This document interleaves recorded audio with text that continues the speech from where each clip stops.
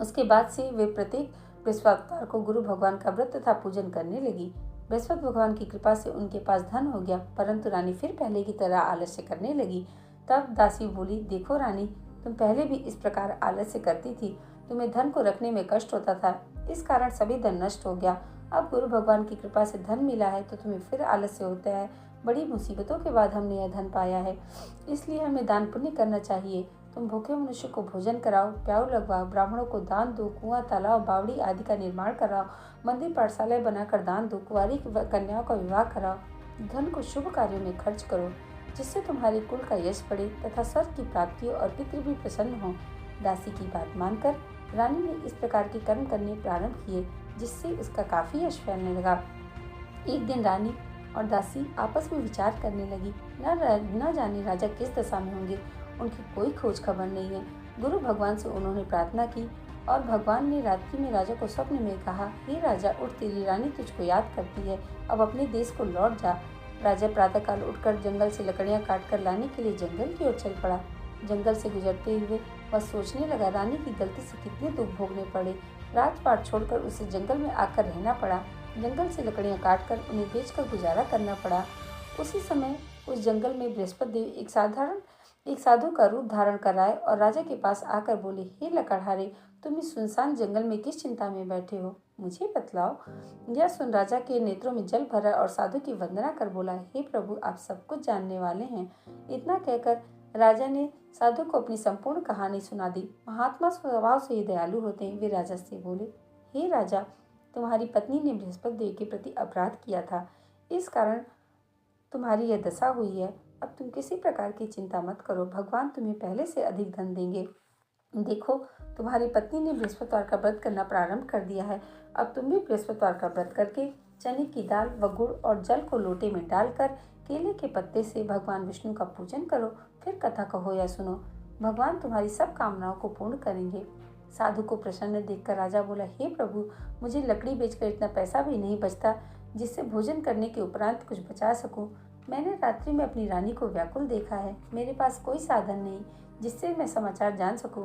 फिर मैं बृहस्पतिवार की कौन सी कहानी कहूँ या सुनूं, मुझको तो कुछ भी मालूम नहीं है। साधु ने कहा, हे राजा, तुम किसी प्रकार की चिंता मत करो। बृहस्पतिवार के दिन तुम रोजाना की तरह लकड़ियां लेकर शहर में जाओ, जिससे तुम्हें रोज से दुगना धन प्राप्त होगा, जिससे तुम भली भांति भोजन कर लोगे तथा बृहस्पति देव की पूजा का सामान भी आ जाएगा। बृहस्पति देव की कथा इस प्रकार है। प्राचीन काल में एक बहुत ही निर्धन ब्राह्मण रहता था। उसके कोई संतान नहीं थी। वह नित्य पूजा पाठ करता, परंतु उसकी स्त्री बहुत मलिनता के साथ रहती। वह न व्रत करती, न किसी देवता का पूजन करती। प्रातःकाल उठते ही सर्वप्रथम भोजन करती, बाद में कोई अन्य कार्य करती। ब्राह्मण देवता बहुत दुखी रहते, पत्नी को बहुत समझाते, किंतु उसका कोई परिणाम न निकलता। भगवान की अनुकंपा से एक समय उस ब्राह्मण की पत्नी गर्भवती हुई। 10वें महीने एक सुंदर कन्या को जन्म दिया। निर्धन ब्राह्मण कन्या के जन्म से बहुत दुखी हुआ। धीरे धीरे ब्राह्मण की कन्या बड़ी होने लगी। बचपन से उस कन्या की रुचि भगवान विष्णु की पूजा में थी। वह प्रातः उठते ही स्नान आदि करके भगवान विष्णु की पूजा करने मंदिर में जाती थी। बृहस्पतिवार को व्रत करके विधिवत पूजा पाठ करती। पूजा पाठ के बाद वह पढ़ने के लिए पाठशाला में जाती थी। घर से चलते हुए वह मुट्ठी भर जौ साथ लेकर जाती और पाठशाला के रास्ते में थोड़े थोड़े जौ गिराती जाती थी। जब वह पाठशाला से घर लौटती तो जौ के वह दाने सोने में बदले हुए मिलते। लड़की सभी सोने के दाने बीन लाती थी। एक दिन जब वह सोने के दाने साफ कर रही थी तो उसकी माँ ने कहा, बेटी, सोने के दाने साफ करने के लिए सोने का सूप भी होना चाहिए। अगले दिन बृहस्पतिवार था। उसने भगवान बृहस्पति देव की पूजा करते हुए प्रार्थना की, हे भगवान, यदि मैंने आपका व्रत विधिवत किया है तो मुझे सोने का सूप दे दो। भगवान बृहस्पति देव ने उसकी मनोकामना पूरी करने का वचन दिया। पाठशाला से लौटते समय उसे रास्ते में सोने का सूप पड़ा हुआ मिला। घर लौटकर सोने का सूप अपनी माँ को दिखाकर वह सोने के दाने साफ करने लगी। उसी समय नगर का राजकुमार उसके घर के पास से गुजरा। उस सुंदर लड़की को सोने के सूप में जौ साफ करते देख राजकुमार उस पर मोहित हो गया। महल में लौटकर राजकुमार ने राजा से उस लड़की से विवाह की इच्छा प्रकट की। तो राजा ने ब्राह्मण को महल में बुलाकर राजकुमार से उस लड़की के विवाह की बात कही। ब्राह्मण तैयार हो गया। धूमधाम से उस लड़की का विवाह राजकुमार से हो गया। दुल्हन बनकर ब्राह्मण की लड़की महल में चली गई। लड़की के चले जाने से ब्राह्मण फिर निर्धन हो गया। उसे कई दिन भोजन भी नहीं मिलता। बहुत दुखी होकर ब्राह्मण एक दिन अपनी लड़की के पास गया। अपने पिता से निर्धनता का समाचार सुनकर उसे बहुत सा धन देकर पिता को विदा किया। उस धन से ब्राह्मण के कुछ दिन तो आराम से गुजर गए, लेकिन जल्दी ही फिर भूखे मरने की हालत हो गई। ब्राह्मण अपनी लड़की से धन लेने के लिए फिर महल में पहुंचा। लड़की ने पिता की बुरी हालत देखकर कहा, पिताजी, आखिर आप कब तक मुझसे धन लेकर जीवन यापन करेंगे? आप कोई ऐसा उपाय क्यों नहीं करते जिससे आपका घर धन संपत्ति से भर जाए? ब्राह्मण ने कहा, मैंने तेरी माँ को बहुत समझा लिया, पर उसकी समझ में कुछ नहीं आता। उसका फौरपन नष्ट हो तो घर की निर्धनता भी दूर हो जाए। तब कुछ सोचकर लड़की ने पिता से कहा, पिताजी, आप कुछ दिनों के लिए माँ को मेरे पास छोड़ जाओ। तब कुछ सोचकर ब्राह्मण पत्नी को लड़की के पास महल में छोड़ आया।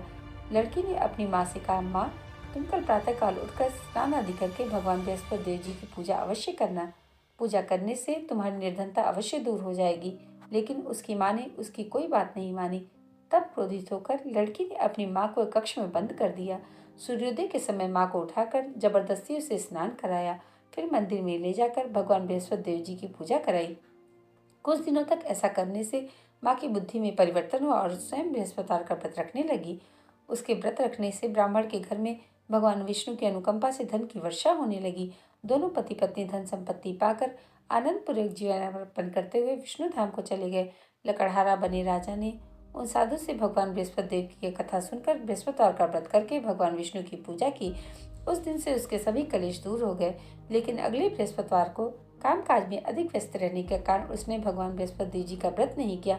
भगवान बृहस्पति देव लकड़हारे से क्रोधित हो गए और उसे इस भूल की सजा दी। उस दिन नगर के राजा ने नगर में घोषणा करके सबको सूचित किया, प्रत्येक नागरिक मेरे महल में भोजन करने आए। जो नहीं आएगा उसे